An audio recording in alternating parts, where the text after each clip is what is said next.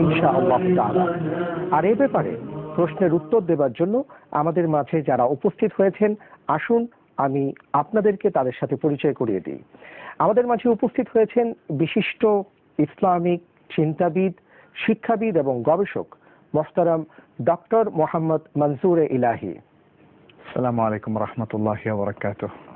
দর্শক, আমাদের মাঝে আরো উপস্থিত আছেন বিশিষ্ট ইসলামী চিন্তাবিদ, শিক্ষাবিদ এবং গবেষক মোহতারাম হাফেজ মুফতি মোহাম্মদ কাজী ইব্রাহিম। আসসালামু আলাইকুম ওয়া রাহমাতুল্লাহি ওয়া বারাকাতুহু। ওয়া আলাইকুম আসসালাম ওয়া রাহমাতুল্লাহি ওয়া বারাকাতুহু। কেমন আছেন মোহতারাম আপনারা? আলহামদুলিল্লাহ। আলহামদুলিল্লাহ রাব্বিল আলামিন। আমরা আজকের পর্বে ইনশাআল্লাহ তাআলা রাসূল সাল্লাল্লাহু আলাইহি ওয়াসাল্লামের সুন্নত নিয়ে আপনাদের কাছ থেকে কিছু জানার চেষ্টা করব, আর ওই সব বিষয়ই জানবো যেই প্রশ্নগুলো আমাদের সম্মানিত দর্শকবৃন্দ আমাদের কাছে করেছেন ফেসবুক এবং মেইলের মাধ্যমে। এবং আমাদের সম্মানিত দর্শকদের উদ্দেশ্যে আমরা বলতে চাই যে এই অনুষ্ঠান চলাকালীন সময়ে আপনারা দেখতে পাচ্ছেন যে আমাদের মেইল এবং স্কাইপিতে যোগাযোগ করার জন্য, ফেসবুকে যোগাযোগ করার জন্য ঠিকানা দেওয়া আছে। আপনারা আপনাদের প্রশ্ন এই ঠিকানাগুলোতে আমাদের কাছে আপনারা দিতে পারেন। তো মোহতারাম, প্রথমেই আমি ডক্টর মনজুর ইলাহি আপনার কাছে আসছি যে সুন্নাহ কাকে বলে, এই প্রসঙ্গে প্রথমেই আমি সংজ্ঞাটা নিয়ে একটু কথা বলতে চাই। জি বিসমিল্লাহ, সাল্লাতু ওয়াসসালামু আলা রাসূলিল্লাহ ওয়া আলা আলিহি ওয়া আসহাবিহি ওয়া ওয়ালা। as-সুন্নাহ একটি আরবি শব্দ, এর আবিধানিক অর্থ হচ্ছে আত-তারিকা, অর্থাৎ জীবন পদ্ধতি, পথ ইত্যাদি। এখানে এটা একটা কমন ওয়ার্ড, সেটা ভালো হোক অথবা মন্দ হোক, অর্থাৎ এই তরিকাটা, এই পথটা ভালো হোক অথবা মন্দ হোক। কিন্তু ইসলামী শরিয়াতে সুন্নাহ বলতে সুন্নাতুন নবী সাল্লাল্লাহু আলাইহি ওয়াসাল্লামকে বোঝানো হয়, নবী সাল্লাল্লাহু আলাইহি ওয়াসাল্লামের সুন্নাহ। এবং স্কলাররা এটার ডেফিনিশন দিয়েছেন এভাবে যে মা উদিফা ইলা রাসূলিল্লাহি সাল্লাল্লাহু আলাইহি ওয়াসাল্লাম মিন কাউলিন আও ফি'লিন আও তাকরিরিন আও সিরাহ। চারটা জিনিস এখানে বলা হয়েছে যে রাসূল সাল্লাল্লাহু আলাইহি ওয়াসাল্লামের প্রতি যে কথা অথবা যে কর্ম অথবা কাজ অথবা যে অনুমোদন অথবা যে জীবন চরিত তার সাথে সম্বন্ধ যুক্ত করা হয়, সবটাই সুন্নাহর অন্তর্ভুক্ত। কিভাবে তিনি বলতেন বা কি ইনস্ট্রাকশন তিনি উম্মাহকে দিয়েছেন অথবা কি কাজ তিনি করে দিয়েছেন শরিয়ার কাজ হিসাবে যেটা বিবেচিত, এবং কোন বিষয়গুলোকে তিনি অনুমোদন দিয়ে গিয়েছেন, আচ্ছা, প্লাস তার জীবন চরিত্রটা কেমন ছিল, এই সবটাই হচ্ছে সুন্নাহর বিষয়। যদিও যেমন যারা জুরিস্ট, ফুকাহা, তারা অবশ্য প্রথম তিনটার বিষয় বেশি গুরুত্ব দিয়েছেন, কারণ তার কাউল, তার ফেল এবং তার তাকরির এটাই শরিয়ার দলিল হিসাবে গ্রহণযোগ্য, বক্তব্য, তার কাজ এবং তিনি যেগুলোকে সত্যায়ন করেছেন। আর মুহাদ্দিসিনে কেরাম এবং অন্যান্য উলামারা সিরাটাকেও সুন্নাহর মধ্যে কিন্তু ইনক্লুড করে নিয়েছেন। এটা একটা বিষয়। তো আসলে এখানে আরেকটা বিষয় এসে যায়, সেটি হচ্ছে যে সুন্নাহর পজিশন অথবা সুন্নাহর মর্যাদাটা কি ইসলামে। ইসলামে সুন্নাহর অত্যন্ত গুরুত্ব রয়েছে, কারণ এটা হচ্ছে ইসলামের মৌলিক দুটো সোর্সের একটা। মোহতারাম, আমি আসবো এই ব্যাপারে আপনার কাছে ইনশাআল্লাহ তাআলা। তার আগে একটু মোহতারাম কাজী ইব্রাহিম আপনার কাছে জানতে চাচ্ছি যে এই কথার সূত্র ধরেই যে আমাদের জীবনে সুন্নাহর প্রয়োজনীয়তা বা আবশ্যকীয়তা কতটুকু, এই ব্যাপারে আমাদের দর্শকরা কিন্তু প্রশ্ন করেছেন যে আমাদের কতটুকু দরকার আসলে সুন্নাহকে আঁকড়ে ধরার ক্ষেত্রে। এই ব্যাপারে কোরআন এবং সুন্নাহ কি বলছে? আলহামদুলিল্লাহ ওয়া সালাতু ওয়া সালামু আলা রাসূলিল্লাহ ওয়া বাদ। সুন্নাহর যে আবশ্যকীয়তা, এটা হলো আমরা বলবো এটি ফরজ।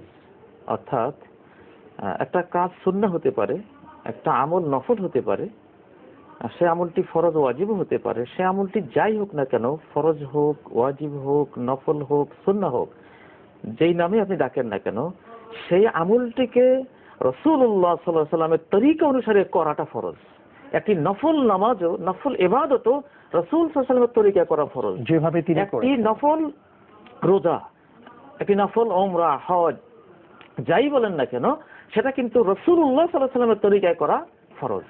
এজন্য একজন মুসলিম হিসেবে রাসূলুল্লাহ সাল্লাল্লাহু আলাইহি ওয়াসাল্লামের তরিকার বাইরে যাওয়ার কোনো সুযোগ নেই। সেজন্যই কালেমে তয়্যিবার মধ্যে লা ইলাহা ইল্লাল্লাহ, তারপর মুহাম্মাদুর রাসূলুল্লাহ। ইবাদত আল্লাহ ছাড়ার কারণেই, আর তরিকা মুহাম্মাদুর রাসূলুল্লাহ সাল্লাল্লাহু আলাইহি ওয়াসাল্লাম ছাড়ার কারণেই। এবং সেটাই তো কোরআনে হাকিম আল্লাহ বারবার বলেছেন, মা আতাকুম রাসূলু ফাখুযু, রাসূল যা দিয়েছেন সেটাকেই গ্রহণ করো, ওয়া মা নাহাকুম আনহু ফান্তাহু, আর যা থেকে নিষেধ করেছেন সেটা থেকে বিরত থাকো। তিনি বলেছেন আমার সুন্নাহকে আঁকড়ে ধরো, আলাইকুম বিসুন্নতি, আমার সুন্নাহকে আঁকড়ে ধরো, ওয়া সুন্নাতিল খুলাফায়ে রাশিদিন আল মাহদিয়িন, হেদায়েতপ্রাপ্ত এবং সঠিক পথে যারা পরিচালিত খুলাফায়ে কেরাম তাদের সুন্নাহকে আঁকড়ে ধরো।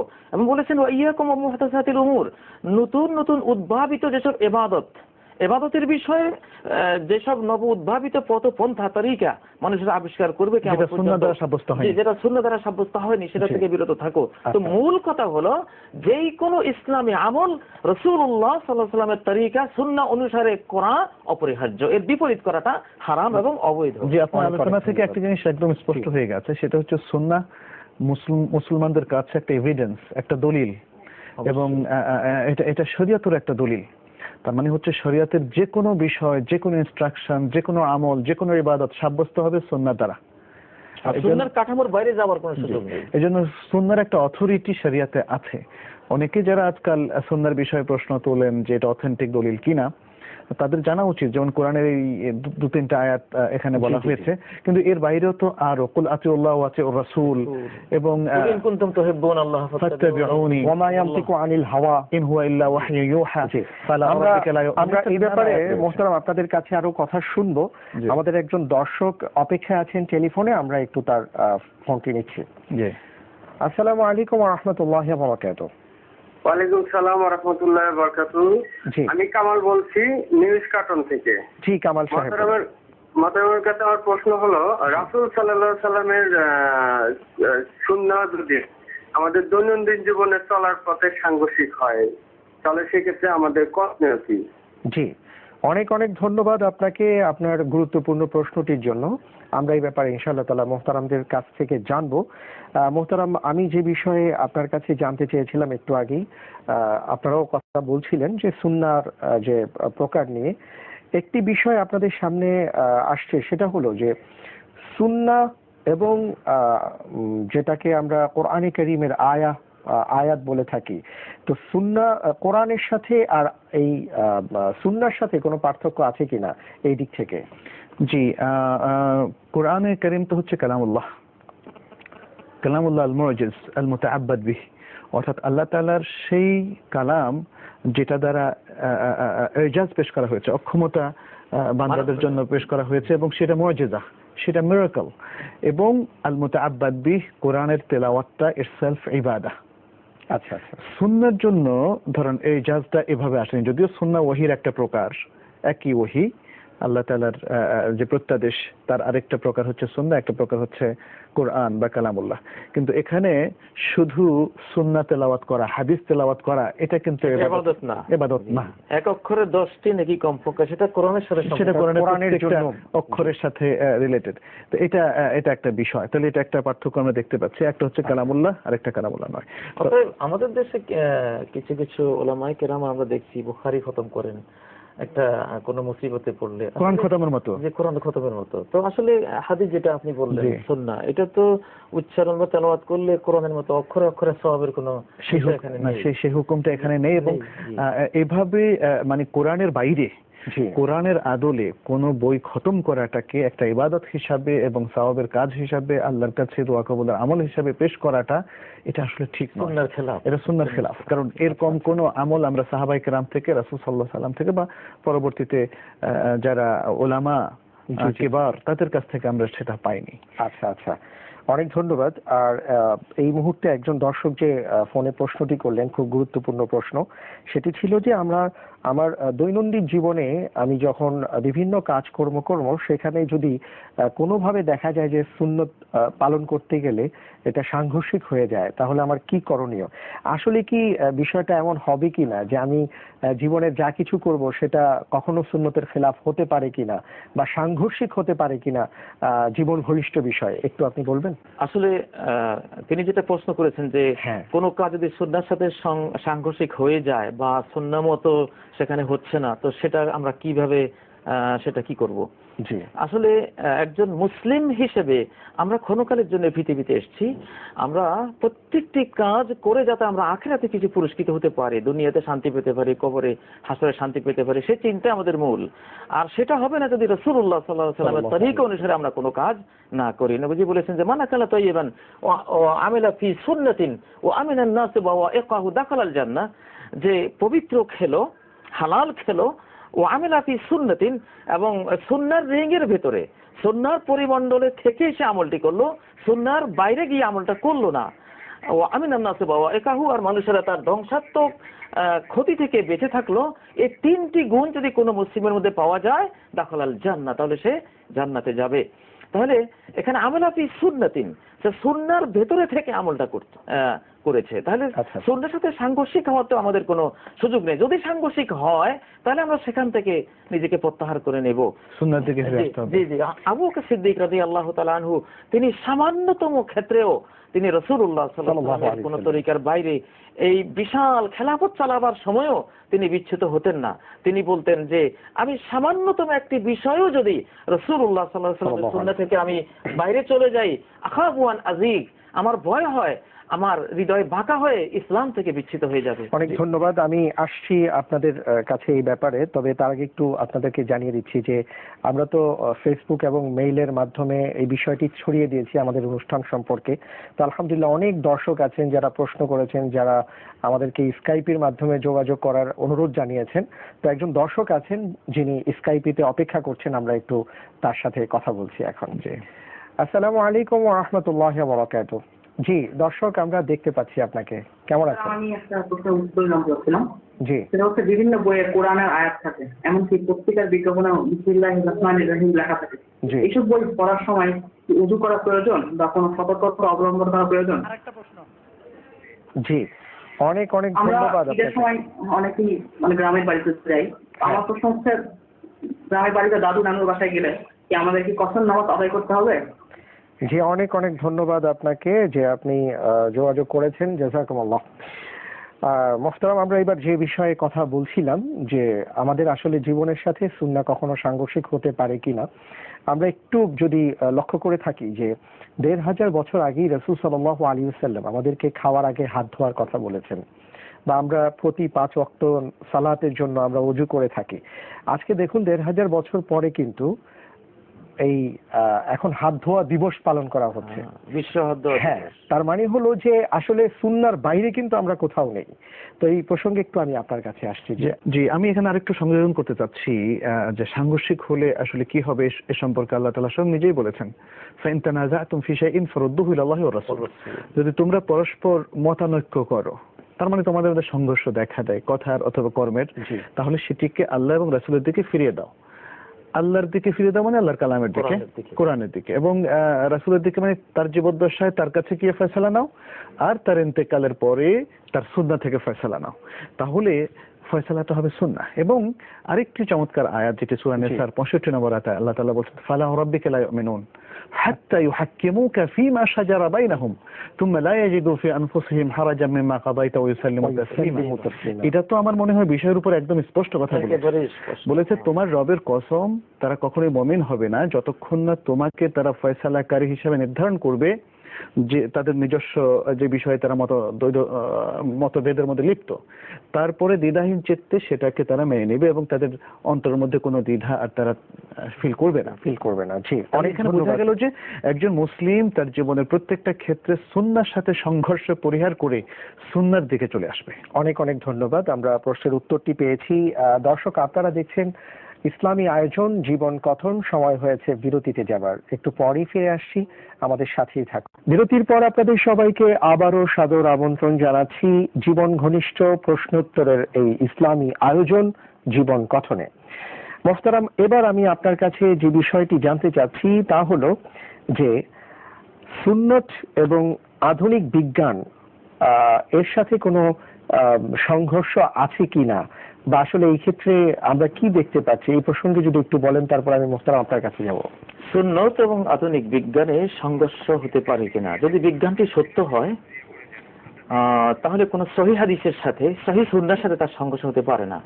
আর যদি বিজ্ঞান ভুল করে তাহলে সহিহ হাদিসের সাথে তার কোনো সংঘর্ষ হতে পারে। যেমন সহিহ বুখারীতে একটা হাদিস রয়েছে যে যখন মাছি তোমাদের কারো কোনো খাদ্যে পানিয়ে বসবে তাহলে ফাগমিসুহা কুল্লাহা, ফাগমিসুহু কুল্লাহ, মানে পুরো মাছিটাকেই খাদ্যের মধ্যে ডুবিয়ে দাও। ফাইন্না ফি ইহদা জানাহাইহি দাআন ওয়া ফিল উখরা শিফাআন, তার এক ডানায় হলো রোগ, রোগের ভাইরাস বা ব্যাকটেরিয়া বা যাই বলেন, আর অপর ডানায় হলো তার চিকিৎসা। অতএব পুরোটা ডুবিয়ে দিলে সে তো প্রথমে ওখানে বসেই তার যে রোগের যে উপকরণ সেটা সে সেখানে দেবে, শেফাটা দেবে না। তো তুমি তাকে ডুবিয়ে দিলে শেফাটাও পেয়ে গেলে। তো এটা কিছু লোকেরা না বুঝে অস্বীকার করেছে, কিন্তু এখন তো পরীক্ষা নিরীক্ষা প্রমাণ হয়ে গেছে যে মাছির মধ্যে আসলে এই জিনিসটা আছে। তো সুন্নতে রাসূল ও আধুনিক বিজ্ঞান, বা যেমন খাদ্য খেতে বসলে প্লেটকে খুব ভালো করে পরিষ্কার করে চেটে চেটে খাওয়া, এটি সুন্নাহ রাসূলুল্লাহ সাল্লাল্লাহু আলাইহি ওয়াসাল্লামের সারা জীবনের সুন্নাহ। এখন তো বিজ্ঞানীরা দেখতে পাচ্ছে যে সুন্নাহটা কত মহামূল্যবান, কত প্রয়োজন আমাদের প্রাত্যহিক জীবনের জন্য। যে ভিটামিন বি কমপ্লেক্স যেটা, এটা থাকে খাদ্যের একেবারে সর্বশেষ কণিকার মধ্যে। রাসূল বলেছেন ফাইনাল বারাকাতা ফি আখিরিহি, খাদ্যের বরকতটা থাকে একেবারে শেষ অ্যাটমগুলির মধ্যে। তো সেই বরকতটা হাদিসের ভাষা, সেই বরকতকেই ডাক্তাররা বলেছেন ভিটামিন বি কমপ্লেক্স।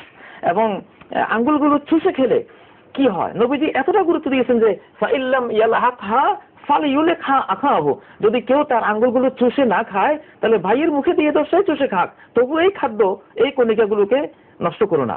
আচ্ছা, এখন তো বিজ্ঞানীরা বলছে যে আমাদের যে আঙ্গুলগুলো যখন আমরা খাদ্য খাবার একটা উপক্রম করি, মনস্থ করি, এখান থেকে একটা প্লাজমা নির্গত হয়। সেই প্লাজমাটা হলো ডাইজেস্টের জন্য অত্যন্ত উপকারী।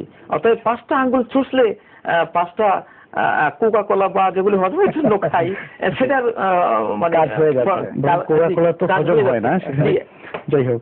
তো এখানে তাহলে সুন্নাহ পুরোটাই সায়েন্স, পুরোটাই বিজ্ঞান। কোথাও যদি সুন্নাহর সাথে বিজ্ঞানের সংঘর্ষ হয়, বিজ্ঞানকে এসরা করতে হবে, সুন্নাহকে। আচ্ছা, এখানে আরেকটা বিষয়, আসলে বিজ্ঞান বলতে তো শুধুই মানে কিছু ফিজিক্যাল সায়েন্স বুঝায় না। সায়েন্সের মধ্যে আসে অর্থনীতি, সায়েন্সের মধ্যে আসে সমাজবিজ্ঞান, সোশ্যোলজি যেটাকে আমরা পারিবারিক জীবন। জি, এখানে দেখেন যে একটা সোসাইটিতে আসলে পারস্পরিক আচরণ কেমন হওয়া উচিত, সোসাইটিতে কিভাবে শান্তি আসবে, ইসলাম কিন্তু সেই ব্যবস্থাপনাও দিয়েছে। তারপরে আমাদের পারস্পরিক যে অর্থনৈতিক বা অর্থবিজ্ঞানের আলোকে আমরা যে আমাদের অর্থনৈতিক জীবন গড়ে তুলবো, সে ব্যাপারেও কিন্তু কোরআন সুন্নাহর মধ্যে, বিশেষ করে সুন্নাহর মধ্যে বিশাল ইনস্ট্রাকশন আছে। জি, অনেক অনেক ধন্যবাদ।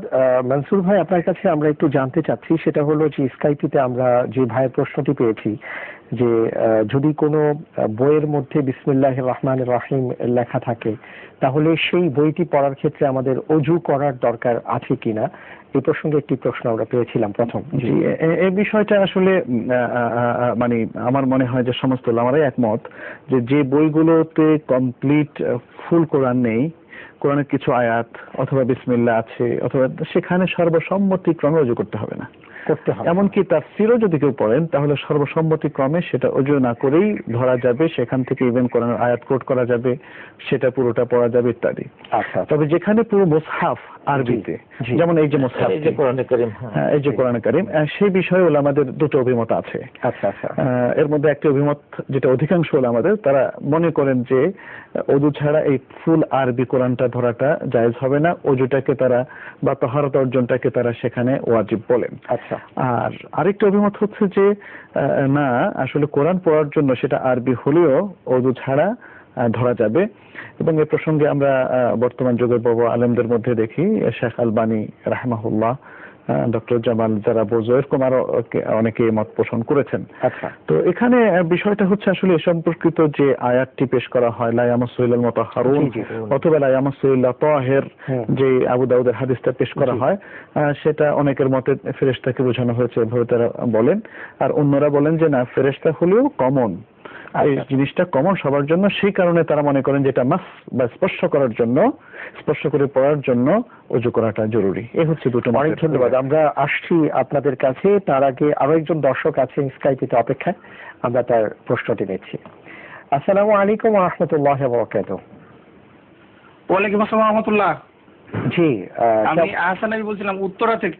জি জি, আহসান হাবিব ভাই, ভালো আছেন আপনি? জি আলহামদুলিল্লাহ। আচ্ছা জি, আপনার প্রশ্নটি বলুন। ওর প্রশ্নটা ছিল আমরা কোথাও এক জায়গায় কেউ কোনো লোক বসে থাকলে কোনো অতিথি আসলে বা কোনো গণ্যমান্য ব্যক্তি আসলে উঠে দাঁড়ায় সম্মান করা ইসলামের দৃষ্টিতে এলাও আছে কিনা? আচ্ছা আচ্ছা, জি অনেক ধন্যবাদ আপনাকে। আমরা মোহতারামের কাছ থেকে জানবো ইনশাআল্লাহ তাআলা আপনি যে বিষয়ে জানতে চেয়েছেন। অনেক ধন্যবাদ মোহতারাম। আরো একটি প্রশ্ন ছিল আমাদের দর্শকের, তিনি জানতে চেয়েছিলেন যে আমরা যখন দাদু নানুদের বাড়ি যাই, বেড়াতে যাই, তো সেখানে কি আমরা নামাজটাকে কসর করব কিনা, এই প্রসঙ্গে ইসলাম কি বলে? জি আসলে যেখানে গেলে আমরা মুসাফির থাকি, জি সেটা যদি একটা দূরত্ব 48 মাইল বা 80-82 কিলো যেটা হয়, জি এটা অতিক্রম করলে তখন সেখানে সফরের হুকুমে আমরা থাকি এবং সেখানে কসর করতে হয়। কিন্তু আপনজনদের বাসায় চলে গেলে, নিজের পিতার বাড়ি বা নানার বাড়ি, এগুলিতে মানুষ কি মুসাফির হয়? ইবনে আব্বাস থেকে একটি বর্ণনা এসে যে ফাইজা আতাইতা ইলা আহলিন আও মাশিয়াতিন ফাতিমা, যখন তুমি তোমার কোনো পরিবারের কাছে গেলে, আপনজনের কাছে গেলে, এখন আপনজন বলতে এখানে কি স্ত্রী, মা বাপ, যদি এর মধ্যে সীমাবদ্ধ আমরা করি তাহলে নানুর বাড়ি বা খালার বাড়ি এগুলোতে গেলে তিনি কসর করতে পারবেন, সফরের দূরত্ব হয়। জি, সফরের দূরত্ব যদি হয়। কিন্তু নিজের হয়তো নিজের মা, নিজের বাবা, নিজের আপন একেবারে আপন বলতে আসলে মা বাবা এটাই বোঝানো পরিবার, স্ত্রী, এদেরকে, এরা যেখানে থাকবেন সেখানে গেলে কসর হবে না। আচ্ছা, এই ছাড়া আর যারা আছেন, যেটা তিনি প্রশ্ন করলেন, এখানে আলেমদের মধ্যে কেউ কেউ যেমন বিষয়টাকে আরেকটু সহজ করার জন্য এভাবে বলেছেন যে ইস্তিতাম, অর্থাৎ কেউ যদি কোনো জায়গাকে জীবনের কোনো একটা সময় বা বর্তমান সময়ে যদি ওয়াতান হিসাবে ব্যবহার করে, যেমন বাবার বাড়ি কিন্তু তার বাসস্থান, তার নিজের বাড়ি বাসস্থান, এবং নিজের একাধিক বাড়িও যদি থাকে বাসস্থান, কিন্তু অনেক সময় যেমন শ্বশুর বাড়ি এটা বাসস্থানের মধ্যে হয় না, আবার হতেও পারে, মানে তিনি বাসস্থান হিসাবে এটা কোনো সময় ব্যবহার করেছেন কিনা বা এখন ব্যবহার করছেন কিনা, যদি সেটা হয় তাহলে এই যে ইযা আতাইতুম ইলা আহলিহি, সেই অর্থটা এখানে প্রযোজ্য, তাহলে সেটা আর কসর করবেন না। জি অনেক ধন্যবাদ। আশা করছি যে আমাদের দর্শক যিনি প্রশ্নটি করেছেন এবং আপনার মতন আরো যাদের এই প্রশ্নটি ছিল তাদের উত্তরটা হয়ে গেছে আলহামদুলিল্লাহ। এরপরে আমরা যাচ্ছি আরো একটি প্রশ্ন আমরা যেটা পেয়েছি আমাদের এক ভাই উত্তরা থেকে, আহসান হাবিব ভাই স্কাইপিতে যে প্রশ্নটি করেছিলেন যে আমরা অনেক সময় দেখে থাকি যে আমরা হয়তো অনেকে বসে আছি, কোনো একজন সম্মানিত ব্যক্তি এসছেন, আমরা তার সম্মানে দাঁড়িয়ে গেলাম বা উঠে দাঁড়িয়ে যাওয়া, এটা অনেক জায়গার প্রচলন দেখা যায়। তো সুন্নাহ বা কোরআনে এই ব্যাপারে কোনো নির্দেশনা আছে কিনা, বা এই ক্ষেত্রে ইসলাম কি বলে? আমি প্রথমে আপনার কাছে আসছি। জি, রাসূল সাল্লাল্লাহু আলাইহি সাল্লাম তিনি সাহাবাদের কাছে এসেছেন এবং সাহাবারা যখন দাঁড়িয়েছেন তিনি নিষেধ করেছেন। আচ্ছা, এটা হচ্ছে একটা ইনস্ট্রাকশন। আরেকটা হচ্ছে যদি কেউ কাউকে আগ বাড়িয়ে ইস্তেকবাল করেন, অর্থাৎ একটু হেঁটে গিয়ে একটু এগিয়ে গিয়ে, সেটা কি পরিমাণ এগিয়ে এটা কিন্তু মেনশন করা নাই, কিন্তু একটু এগিয়ে গিয়ে যদি আপনি তাকে নিয়ে আসেন তাহলে সেটা শরীয়তে জায়েজ। আচ্ছা, সেটা কাউকে অভ্যর্থনা জানানো, কাউকে ইস্তেকবাল করা, এটা জায়েজ। মূর্তির মতো দাঁড়িয়ে থাকা, যেমন টিচার ক্লাসে গেল, ছাত্ররা মূর্তির মতো দাঁড়িয়ে আছে, এটা নবীজি বলেছেন মান আহাব্বা আন ইয়াতামাসসালা লাহু রিজালু কিয়ামান ফালিয়াতাবাওয়া মাকআদাহু মিনান নার। কেউ যদি ভালোবাসে যে লোকেরা তাকে দেখে দাঁড়িয়ে থাকুক, ঠায় দাঁড়িয়ে থাকুক, মূর্তির মতো দাঁড়িয়ে থাকুক, তাহলে সে যাতে জাহান্নামে তার ঠিকানা বানিয়ে নেয়। এত মারাত্মক জিনিস। এটা কেউ মন থেকে এই জাতীয় কোনো কিছু প্রাপ্তির আশা করাটা এটা উচিত নয়। এখানে হাদিসের মুহতারাম যেটা বলেছেন যে উঠে গিয়ে তাকে ইস্তেকবাল করে স্বাগত জানিয়ে নিয়ে আসা, এইটুকু ঠিক আছে। এখানে যে বিষয়টি জানতে চাচ্ছি যে হাদিসে যেটা উল্লেখ করা হয়েছে সেটা হলো আপনার কথা থেকে আমরা যেটা জানলাম যে কেউ যেন এটা আশা না করে, কিন্তু বাকি যারা বসা থেকে দাঁড়িয়ে গেছেন তারা যদি এটা দাঁড়িয়ে যান তাহলে তাদের ক্ষেত্রে কোনো সমস্যা আছে কিনা, এ ব্যাপারে কোনো বর্ণনা আছে? তারা শুধু দাঁড়িয়ে থাকাটা মূর্তির মতো, এটা আমরা সুন্নাহর মধ্যে পাই না। এটা সুন্নাহ, বরং ইস্তেকবাল করে হেঁটে গিয়ে নিয়ে আসার যে বিষয়টা আছে সেটাই আমরা পাই। অতএব ওইভাবে দাঁড়িয়ে থাকাটা এটি তাদের জন্য উচিত না, আর যিনি আগন্তুক তার জন্য ওটা কামনা করা উচিত না। অনেক ধন্যবাদ। আরেকজন দর্শক আছেন টেলিফোনে, আমরা একটু তার ফোনটা নিচ্ছি। আসসালামু আলাইকুম ওয়া রাহমাতুল্লাহ। হ্যালো, জি আসসালামু আলাইকুম। ওয়ালাইকুম আসসালাম ওয়া রাহমাতুল্লাহ। আমি ধানমন্ডি থেকে নূর ইসলাম বলতেছি। জি জি, যে আপনাদের অনুষ্ঠানটা, আজকের আলোচনার বিষয়বস্তু আমার কাছে খুব ভালো লেগেছে। আচ্ছা আচ্ছা, তো আমি আপনাদের কাছে প্রশ্ন জিজ্ঞেস করতে চাচ্ছি মহতারামের কাছে। জি জি জি। প্রশ্নটা হচ্ছে দিদাত কত প্রকার? আচ্ছা, আরেকটা আচ্ছা। প্রশ্ন আমার আছে, জি, কোনটি বিদআত আর কোনটি সহিহ সুন্নাহ, তা আচ্ছা, আচ্ছা। কিভাবে চিনবো বা কিভাবে বুঝবো? অনেক অনেক ধন্যবাদ। বিদাত কত প্রকার এবং কোনটি বিদাত কোনটি সুন্নাহ, অনেক ধন্যবাদ। খুব চমৎকার প্রশ্ন আপনি করেছেন এবং দর্শকদেরকে আগেই আমরা জানিয়ে রাখছি যে আমরা এই প্রসঙ্গে আরো একটি পর্ব করব ইনশাআল্লাহ তাআলা, আগামী সপ্তাহে আপনারা দেখতে পাবেন। সেটা বিদাত সম্পর্কে হবে, কারণ সুন্নতের কথা যখন আসে তার বিপরীতে বিদআতটা চলে আসে এবং বিদআত সম্পর্কে আমাদের বিপরীতকে বোঝা যায়। হ্যাঁ, তো ওই ব্যাপারে আমাদের জানা দরকার আছে। আমরা ইনশাআল্লাহ এই ব্যাপারে কথা শুনবো আপনাদের। তো আমরা যে বিষয়টি আপনাদের কাছ থেকে পেলাম যে উঠে দাঁড়িয়ে আমরা যেন এই কাজটি না করি, কারণ সুন্নাতে এই প্রসঙ্গে আসেনি, বরং এ ব্যাপারে নিষেধাজ্ঞা এসছে। মোহতারাম, এবার আপনার কাছে আমি যে বিষয়ে জানতে চাচ্ছি যে আমাদের একজন দর্শক যিনি ফেসবুকে নাইম ইসলাম, তিনি প্রশ্ন করেছিলেন যে পেপার অথবা ম্যাগাজিনে আরবি লেখা অজু ছাড়া ধরা যাবে কিনা, যার উত্তর আমরা পেয়ে গেছি। আরো একজন দর্শক আমাদের কাছে ফেসবুকে প্রশ্ন করেছিলেন, সেটা হলো দাড়ি রাখা সুন্নত নাকি ওয়াজিব। জি, আমি প্রথমে আপনার কাছে আসি। দাড়ি রাখা সুন্নত না ওয়াজিব? আসলে দাড়ি রাখা ওয়াজিব। ওয়াজিব বলতে ফরজ, আমলের ক্ষেত্রে এটা করা ফরজ, এটা ওয়াজিব। কারণ রাসূলুল্লাহ সাল্লাল্লাহু আলাইহি ওয়াসাল্লাম বলেছেন আউফুল লিহা ওয়াফিরুল লিহা, দাড়িকে পরিপূর্ণ করো, দাড়িকে মানে খাটো করো না। বা তিনি বলেছেন যে লান আল্লাহুল মুতাসাব্বিহিনা মিনার রিজালি বিন নিসা, সহিহ বুখারীর যে হাদিসটি, যে যারা নারীদের সাজুজ্য সৃষ্টি করে পুরুষ হয়ে নারীর মতো মুখ, নারীর মতো বেশভূষা ইত্যাদি ইত্যাদি যারা করে, তাদের উপরে আল্লাহ লানত। তো সেখানে দাড়ি কিন্তু এসে যায়, নারী মুখে দাড়ি নেই। এখন পুরুষরা যদি তাদের মুখগুলোকে নারীর মতো করে ফেলে, কেউ কিছু মনে করবে না, এটা শরিয়া, হক কথা তো বলতে হবে। বললে সে হয়তো আস্তে আস্তে একটা অনুভূতি জাগবে, আজকে আমল করতে হবে, এটা তো কোনো জরুরি না যে আজকে আমল করতে হবে, যদিও আমল করাটা উচিত। আমরা বলে রাখি, আল্লাহ যদি তৌফিক দিয়ে দেন। এখানে একটা বিষয়, যেমন শরিয়ার এই নির্দেশ যদি বললে কেউ মাইন্ড করে, সেটা তো তার ব্যাপার, মাইন্ড করার তো বিষয় না। শরিয়ার নির্দেশটা জানতে হবে সবাইকে, অবশ্যই জানতে হবে। সেই জন্যই তাহলে পুরুষ হয়ে যদি নারীর মতো সে নিজেকে তৈরি করে, বেশভূষায়, তার চেহারা ইত্যাদিতে, তার উপর লানত। ঠিক তেমনি ভাবে ওয়াল মুতাসাব্বিহাতু মিনান নিসাই বির-রিজাল, নারীরা আবার যারা পুরুষের মতো বেশভূষা, কথাবার্তা ইত্যাদি ইত্যাদি, যে মানে জেন্ডার যে তফাৎটা, যে নারী পুরুষের যে পার্থক্যটাকে ফরজ পার্থক্য আল্লাহ তাআলা সৃষ্টি করে রেখেছেন, এই পার্থক্য নষ্ট করাটা এটা হারাম, এটা শয়তানের কাজ। অতএব সেজন্য পুরুষ অবশ্যই তার মুখে দাড়ি রাখবে। আজকাল অবশ্যই আমরা দেখতে পাচ্ছি যুবকরা মুখটা কালো করে রাখছে, ছোট করে রাখলেও দেখা যাচ্ছে যে তার মুখটা কালো, মানে কালো কালো ছোট হলেও দেখা যায়। এটা কিন্তু ভালো লক্ষণ। শুরু হোক না, আস্তে আস্তে ইনশাআল্লাহ আপনার কাছে যাতে না হয়, কি ফ্যাশনের জন্য নয়, সুন্নতের জন্য, এটা হলো মূল প্রসঙ্গ। জি, অনেক ধন্যবাদ। আর আরেকটি বিষয় এই দাড়ি প্রসঙ্গে আপনাদের কাছে জানতে চাইবো যে দাড়ি রাখাটা ওয়াজিব, কতটুকু রাখতে হবে বা কতটুকু রাখা সুন্নাহ, এই প্রসঙ্গে কোনো বর্ণনা আছে কি? এটা উলামারা অনেকে বলেছেন যে দাড়ি রাখাটা হলো ওয়াজিব, বুঝা যাচ্ছে সে দাড়ি রেখেছে, এটা ওয়াজিব। আর লম্বা করা অনেকে বলে এটা সুন্নাহ, তাই না? এমন একটা ভাগ করেছেন, কিন্তু আসলে রাসূল সাল্লাল্লাহু আলাইহি ওয়াসাল্লাম ছেড়ে দিতে বলেছেন। এটা হলো একেবারে মানে পরিপূর্ণ আমল, দাড়ি ছেড়ে দিলাম।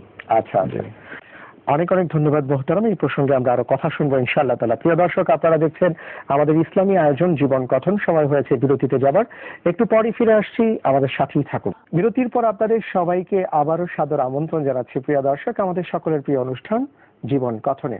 আমরা কথা বলছিলাম মোহতারাম দাড়ি নিয়ে। তো দাড়ি রাখার ব্যাপারে আর কি সায়েন্স কি বলে, আমরা যদি এই প্রসঙ্গে একটু জেনে নিই তাহলে হয়তো আরো অনেকে উদ্বুদ্ধ হতে পারেন, আমরা আশা করছি। দাড়ির দিক থেকে তো আমরা জানি সায়েন্সের দিক থেকে যে সবসময় যদি এই মুখের চামড়ার উপরে খুর চালানো হয়, এটাকে কাটা হয়, তাহলে স্কিন ক্ষতিগ্রস্ত হয় মারাত্মক ভাবে। আচ্ছা। এবং যে থাইরয়েড গ্রন্থি যেটা বা গলার মধ্যে যে ইনফেকশন গুলো হয়, দাড়ি থাকলে কিন্তু সেগুলো খুব কম হয়। এটা একটা কিন্তু সেফটি। আবার ফুসফুসের ইনফেকশন থেকেও দাড়ি মানুষকে রক্ষা করে। আর আমার অভিজ্ঞতা আমি দেখেছি যারা দাড়ি কাটেন, দেখা যায় 35 বছর পর্যন্ত দাড়ি কাটলেন, 37-38 বছর পর্যন্ত দাড়ি কাটছেন, এরপরে হয়তো উনি হেদায়েত হয়ে গেছেন, এখন দাড়ি রাখবেন, সবগুলো দাড়ি সাদা হয়ে উঠছে। তো আমি দেখতে পাচ্ছি উনি বৃদ্ধ হয়ে গেলেন। দাড়ি কাটলে যে মানুষের, পুরুষের এটা যৌবনের একটা হেফাজতকারী জিনিস। পুরুষ দাড়ি কাটলে অল্প বয়সে কিন্তু তার যৌবনটা হারিয়ে যায়। দাড়ি যখন সাদা হয়ে যায়, আমার এক কলিগ তিনি 38 বছর বয়স যখন, তখন তিনি দাড়ি রাখবেন মনস্থ করলেন, কিন্তু দাড়ি রাখতে গিয়ে দেখলেন সবগুলো দাড়ি সাদা হয়ে উঠছে। তাহলে এটা তো বিরাট একটা সমস্যা। তার মানে দাড়ি সাদা হয় কার? যার যৌবন ক্ষয়ে যায়। এটা তো একটা অভিজ্ঞতা। আমরা বলতে পারি যে দাড়ি যদি কাটে কেউ, তাহলে তার ব্যক্তিগত ক্ষতি হয়, তার যৌবনের ক্ষতি হয়। পুরুষদের উচিত যথাসাধ্য এই সুন্নাহগুলোর উপরে আসলে ওই আমাদের একটি কথাই চলে আসতে হচ্ছে, আমরা শুরুতেই যে কথাটি আপনাদের কাছ থেকে শুনেছি, আল্লাহ সুবহানাহু ওয়া তাআলা কোরআনে কারীমের আয়াতে বলেছেন, ফাইন তানাযাতুম ফি শাইইন ফারুদ্দু ইলাল্লাহি ওয়া রাসূল। যে কোনো বিষয় আমাদের আসলে কোরআন এবং সুন্নাহর কাছে ফিরে আসতে হবে। আর ইসলামের বাইরে কোনো কল্যাণ তো থাকতেই পারে না। আল্লাহ যেটা বলেছেন সেখানেই ফুর্তি, সেখানেই আনন্দ, সেখানেই কল্যাণ। জি, অনেক ধন্যবাদ। আমরা এইবার এই প্রসঙ্গে একটি প্রশ্ন আমরা পেয়েছি, খুব চমৎকার। আমাদের একজন দর্শক তিনি প্রশ্নটি করেছেন যে আদর্শ সমাজ গঠনে সুন্নতের ভূমিকা কি? একটি সমাজ গঠনের ক্ষেত্রে সুন্নাহ কতটুকু দরকার? আমি প্রথমে আপনার কাছে আসছি। জি, এই প্রসঙ্গে আসলে কতটুকু প্রয়োজন, যদি বাস্তব একটা উদাহরণ আমরা চাই, তাহলে আমরা রাসূল সাল্লাল্লাহু আলাইহি ওয়াসাল্লাম উদাহরণটা নিয়ে আসতে পারি। যে রাসূল সাল্লাল্লাহু আলাইহি ওয়াসাল্লাম জাহিলি সমাজকে পরিশোধিত করে যে মদিনার চমৎকার সমাজ গড়ে তুললেন, যেখানে বিভিন্ন আন্তধর্মীয় লোকেদের বসবাস যেমন ছিল, ঠিক মুসলমানরাও তারা ভাইয়ে ভাইয়ে সৌভ্রাতৃত্বের ভিত্তিতে চমৎকার ভাবে একটা সমাজ গড়ে তুলেছিলেন। কিসের ভিত্তিতে? সুন্নাহর ভিত্তিতে। এবং এই সুন্নাহ ছিল রাসূল সাল্লাল্লাহু আলাইহি ওয়াসাল্লামের সুন্নাহ। যে সুন্নাহর কথা আজকে আমরা বলছি সেটাও রাসূল সাল্লাল্লাহু আলাইহি ওয়াসাল্লাম। রাসূল সাল্লাল্লাহু আলাইহি ওয়াসাল্লাম নিজে তার জীবনে দেখিয়ে দিয়ে গেছেন কিভাবে সুন্নাহ মেনে চললে।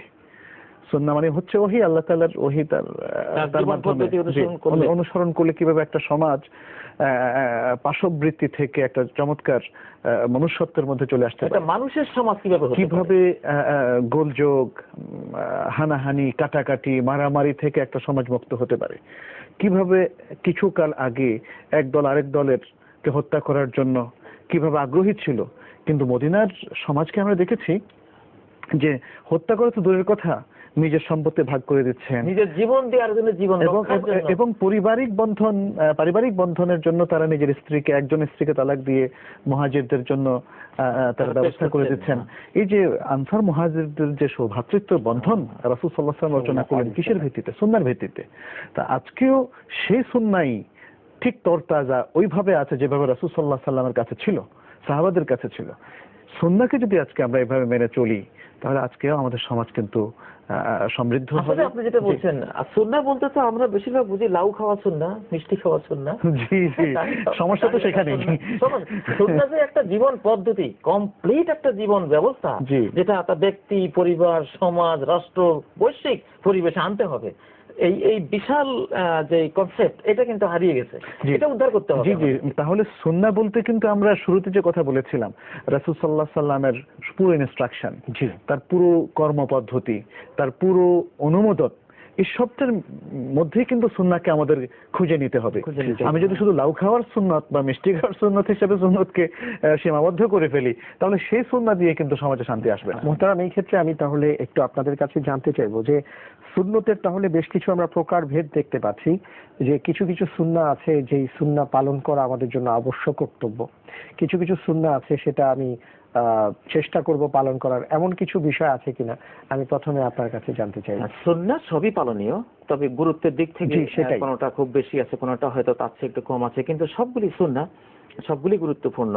মুহতারাম মঞ্জুর ভাই যেটা বলেছেন যে আসলে সুন্নাহ মানেই তো হলো জীবন পদ্ধতি, পরিবার, স্ত্রীদের সাথে সদ্ব্যবহার করা। রাসূলুল্লাহ সুন্নাহ কানা আরহামান নাস বিআয়ালি, নবী সাল্লাল্লাহু আলাইহি ওয়াসাল্লাম তার পরিবার পরিজন, ছেলে মেয়েদের প্রতি এত বড় রহম দিল, এত বেশি করুণা এবং দয়াদ্র ছিলেন যে পৃথিবীর ইতিহাসে এটা পাওয়া যাবে না। ঠিক সেটা সমাজের ক্ষেত্রে দেখেন, সমাজের ক্ষেত্রেও নবী সাল্লাল্লাহু আলাইহি ওয়াসাল্লাম তিনি কতটা দয়াদ্র ছিলেন। ইন্নাকা লা তাসিরুর রাহিমা, তার স্ত্রী, সহজে একজন স্ত্রী কিন্তু স্বামীকে প্রশংসা করে না, সহজে না। যে স্বামীর পক্ষে তার স্ত্রী একটা মানে বক্তব্য রাখে, বুঝতে হবে স্বামীটা অত্যন্ত মহৎ, যে ইন্নাকা লা তাসিরুর রাহিমা, আপনার ব্লাড কানেক্টেড কারা কারা আছে আপনার সমাজে, প্রত্যেকের সাথে আপনার একটা সহযোগিতার যোগাযোগ আছে। কত বড় সুন্নাহ, লাইফ স্টাইল। তারপরে ইন্নাকা লা তাসিরুর রাহিমা ওয়া তাহমিলুল কাল্লা, সমাজে কারা আছে পঙ্গু, কারা আছে অন্ধ, কারা আছে চলতে পারে না, দুস্থ, এদের সবার লিস্ট আপনার কাছে, এদের সবাইকে আপনি গ্রহণ করে চলেছেন। কত বড় সুন্নাহ। ওয়াতাকসিবুল মাদুম, কার চাকরি নাই, কে রুজি করতে পারে না, ব্যবসা বাণিজ্য নাই, আপনি নিজে ব্যবসা করে চাকরি করে রুজি করে তার ঘরে আপনি পৌঁছে দিয়ে আসেন। সুবহানাল্লাহ। অতাকরিদ দাইব, মেহমান আসলে আপনি তার মেহমান নওয়াজ। মূল কথা হলো অতইন আলা নওয়াইবিল হককে, সত্য পথে আগত বাস্তব যত বিপদ আপদ মানুষের হয়, প্রত্যেকটা বিপদ আপদে আপনি মানুষের পাশে গিয়ে দাঁড়ান। এই যে সুন্নাহগুলি, তো একটা সমাজের ইট, যে ইটগুলো দিয়ে সমাজ নামক প্রাসাদটা নির্মাণ হবে, এই প্রত্যেক এক একটা সুন্নাহ হলো সেই প্রাসাদের এক একটা ইট। এখানে একটু আমি অ্যাড করতে চাচ্ছিলাম, সেটা হচ্ছে যে আসলে দুটো বিষয়।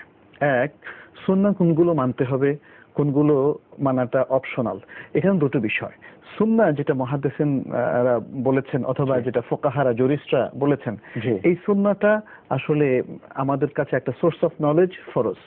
কিন্তু আবার ফুকাহারা কিছু মানে হুকুমের রুলিংস এর ক্ষেত্রে তারা মতভেদ করেছেন, যেমন এটার বিধানটা কি, মানে ফরজ ওয়াজিব, কোনটাকে ফরজ ওয়াজিব সুন্নাত মুস্তাহাব যেটা বলেছেন, সেই সুন্নাহটা কিন্তু আমরা এই কমন সুন্নাহটা এক করে ফেলাটা ঠিক হবে না। মানে ফিকর সুন্নাহ যেটা, জি ফিকর সুন্নাহ। ফিকর বলছে যে যেমন ধরেন আপনার ডান হাতে খাওয়াটা সুন্নাহ, তো এই সুন্নাহটা যদি কেউ কখনো ক্ষুণ্ণ করে সে কি কবিরা গুনাহগার হবে কিনা ইত্যাদি এই বিষয়গুলো। তাহলে সুন্নাহ একটা হচ্ছে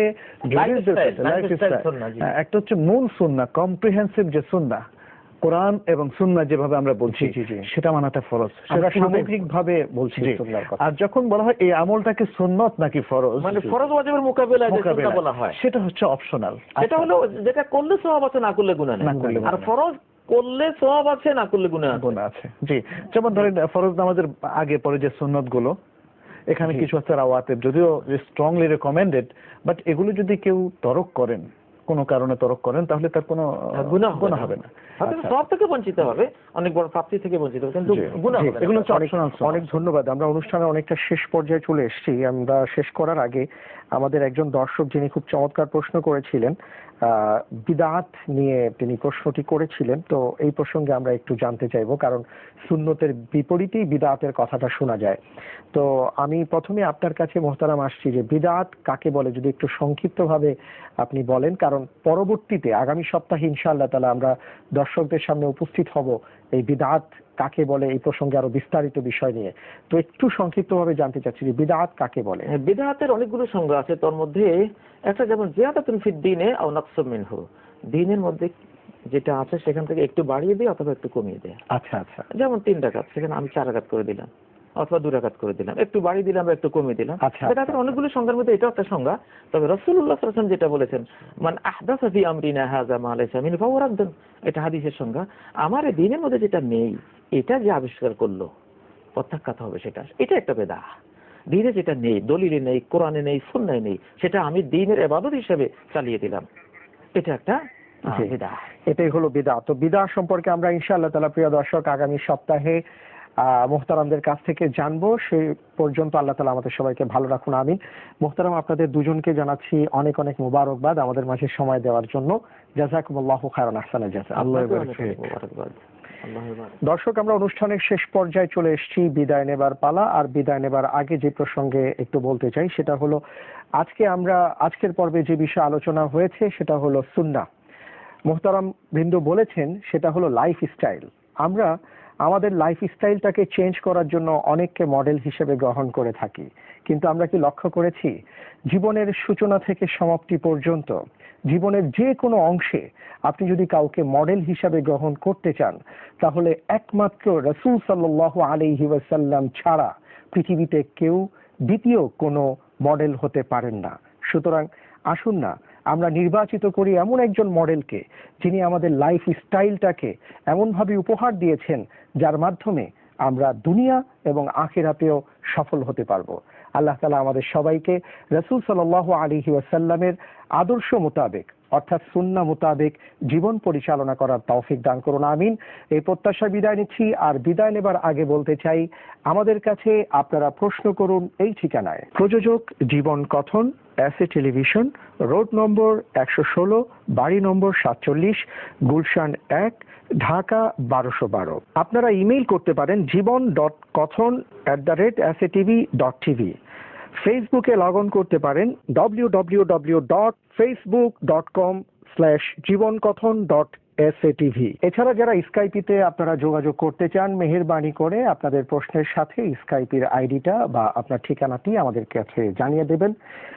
আগামী পর্বে আবার ইনশাআল্লাহ তাআলা দেখা হবে। রব্বুল আলামিন সবাইকে ভালো রাখুন, আমিন। আল্লাহ হাফিজ। আসসালামু আলাইকুম ওয়া রাহমাতুল্লাহি ওয়া বারাকাতুহু।